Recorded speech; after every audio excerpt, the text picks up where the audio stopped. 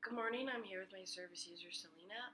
We're going to be talking about her crisis. She's just recently been divorced from her husband. I'm going to be using the 7-stage crisis intervention model. I'm using step 4, dealing with feelings and emotions. Hi, Selena. So before we get started, I'm just going to go over the confidentiality with you. So anything that you tell me, it's going to stay between us unless I feel like you're going to harm yourself, others, if I'm subpoenaed by a court, if there's any information of abuse for children, older adults, anything like that. Other than that, everything you say is going to stay here with me. Is that okay? Yeah, thank you. Okay. So, do you want to tell me about what's going on with you lately? Um, yeah, so I didn't get divorced, unfortunately. I wish it went that easy. I came home one day after work and the house was basically just cleared out of everything. Um, and I had no idea what was going on. There was no issues that I knew about, so it was kind of a shock. Um, and I've just been dealing with that, and I haven't been going to work because I have no no family now. I don't have anyone here, so I'm trying to figure all of that out, and I don't know where he went specifically. So I'm just kind of dealing with everything. Yeah, wow, that's really hard to go through. So, do you feel like it was just a shock? Like you said that you didn't see any of the signs coming. So, what happened when you came home? Like, what did you notice first that indicated that he wasn't there anymore? The door was open, which normally we always close the door. He had a very strict routine of locking the door, so that was weird. And I just noticed his car wasn't in the driveway, also weird because he would have been finished work, and everything in the house that we had gotten together was gone.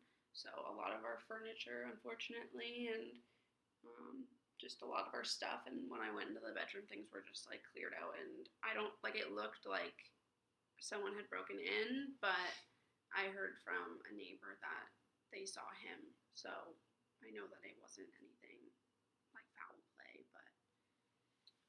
Okay. So, are you just kind of feeling like abandoned and shocked right now, right? Yeah, I just don't really know what I did. And I think that's the hard part. Like, you're never gonna really know, right? Because you don't know. You said you don't know where he is. No idea. So it's not even like you can contact him. So, what do you think? Like, how do you wanna go from here? What are you hoping to get out of this? I would like to figure out what happened. I've tried calling so many times, but I'm not getting through. So I feel like it's just annoying at this point for both of us. I talked to his sister. I reached out to her, and she's going to try and figure something out because she's just as shocked as I am. So we all don't know. I don't know if maybe he has another family or something. I don't know. I don't want to assume that, but I would like to live somewhere, maybe just on my own, and maybe even just move out of the city and just figure my life out from here. I'm just kind of stuck. Do you feel if you move out of the house that you are currently living with your husband and bought all new stuff, how would that make this a little bit easier for you? Do you feel like you would be more in control? I think so, just to kind of get a fresh start. We were not married for a very long time. Not that I feel like that matters, but I don't know. I feel like maybe it was just bound to happen, and it's better that it happened sooner than later, I guess. I don't know. So, back to, you said that you've talked to his sister. Yeah. Are you close with his sister? Do you have a close relationship with any other members of the family that might be able to help give you some closure as to why he just up and left? Her and I are closer, but the rest of the family didn't necessarily like me that much, so that's why I'm also well, maybe they had something to do with it. I don't want to assume that, but I don't know.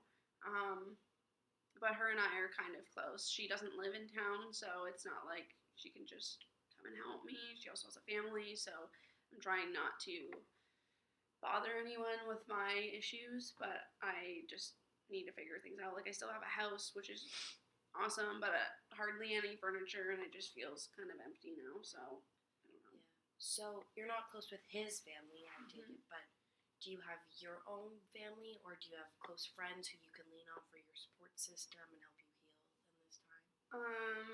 My family doesn't live here, so no. I have friends that I work with and all of that, but I haven't been to work.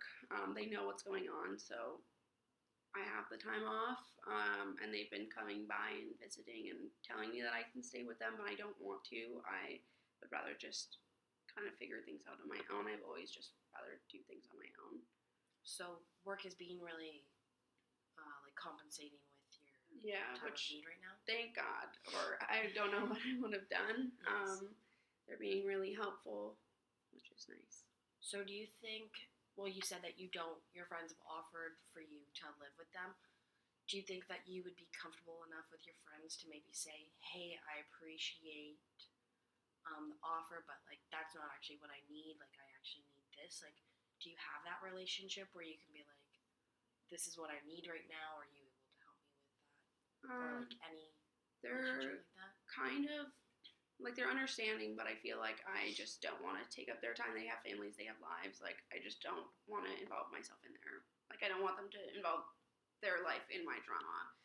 Um, so I'm trying to figure it out.